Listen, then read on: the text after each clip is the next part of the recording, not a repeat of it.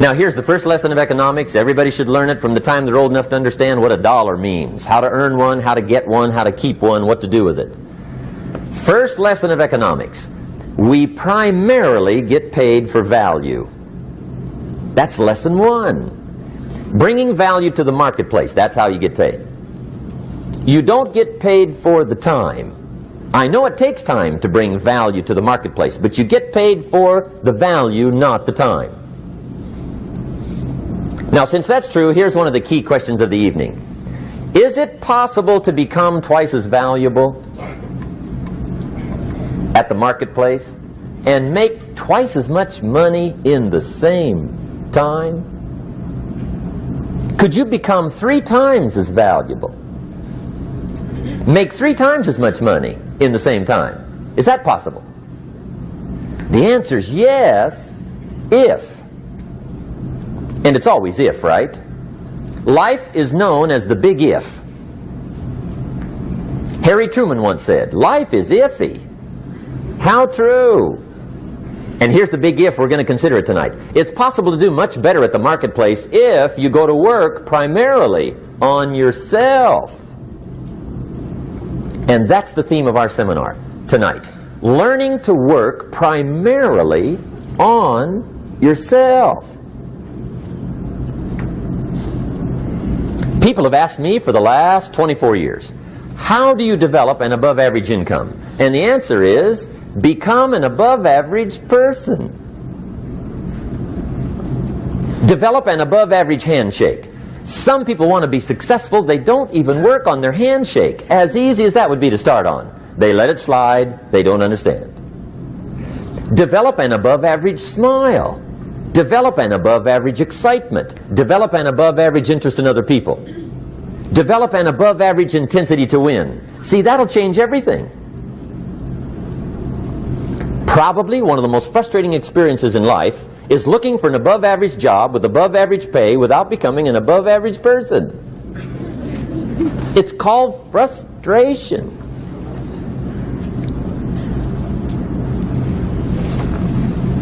And Mr. Schoaf gave me probably the greatest clue he gave me when I first met him. He said, Jim, if you want to be wealthy and happy the rest of your life, just learn this lesson well.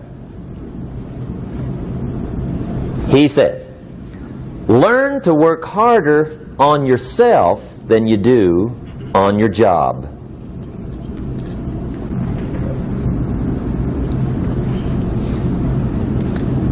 Then Mr. Schoaf gave me probably one of the most important clues among so many things he taught me, but this was in those early days.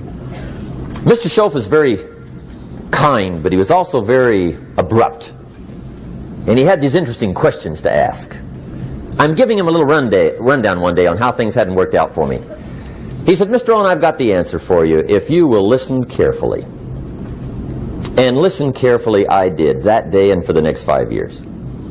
If somebody's wealthy and happy, you gotta listen. He said, Jim, I've only known you a short time. But he said, it's already my honest opinion that for things to change for you, you got to change. That wasn't quite the answer I was looking for. But that's the answer he gave me, and I pass it along to you on this warm summer evening in Anaheim, California, 1981. For things to change for you, you've got to change. Otherwise, it isn't going to change. Before I met Mr. Schoaf, I used to say, I sure hope things will change. Right? That seemed to be my only hope. If it isn't going to change, I'm in serious trouble. And then I discovered it isn't going to change, so I'm in serious trouble.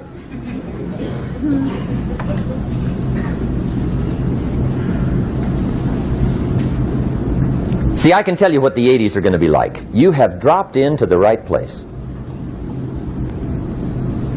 I did a seminar one time for Standard Oil executives and management in Honolulu.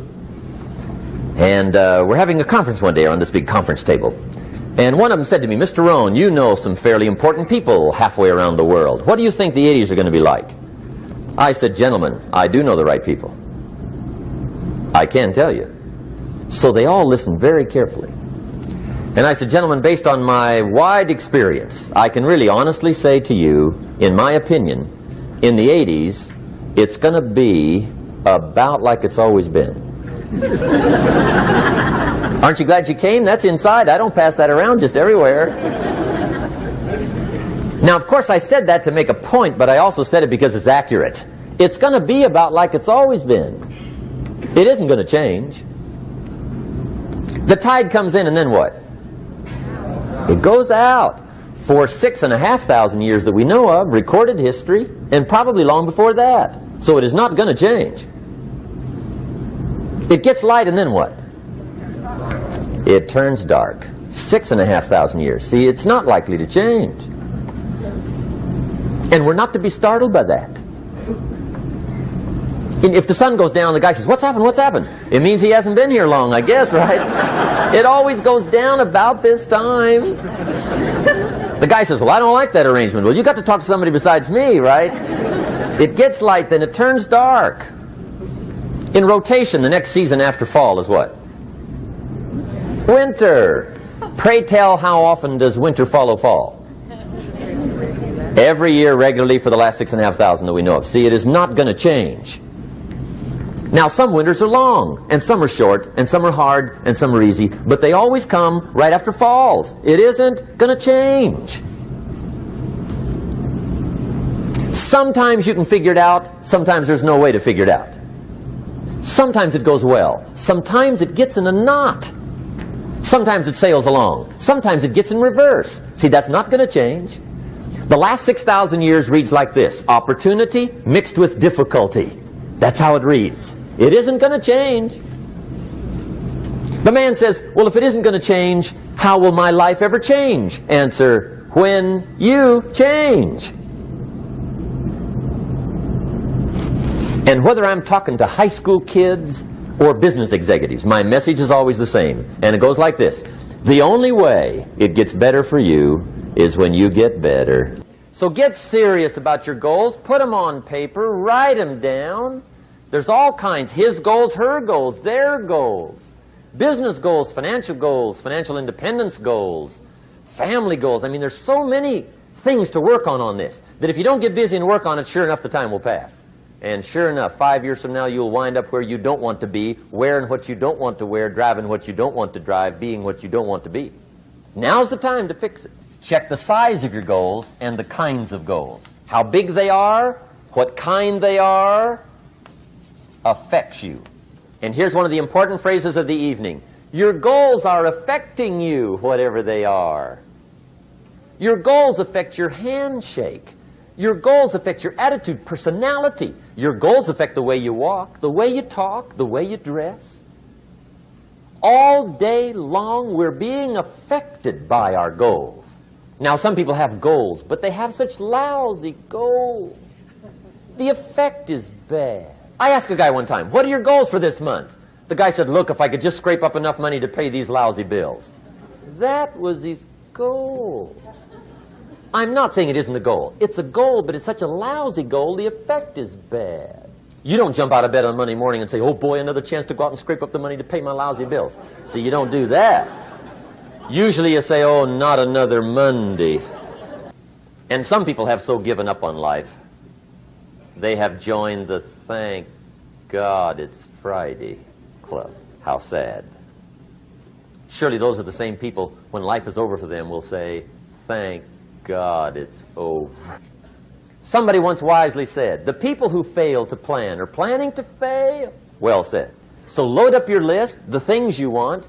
Now, when you check off something major, celebrate. That's an important point to make. Celebrate your achievements. Live it up. Have a party when you reach something you've worked for a while. See, we all grow from two experiences. One is called the pain of losing. The other one is called the joy of winning. We need both of them. Amplify them as much as you can. Just be on the lookout of the things that can destroy all the good you start. The war is on. And this evening, tomorrow, mentally, personally, socially, economically, you got to make sure you're winning the war. And this is part of it.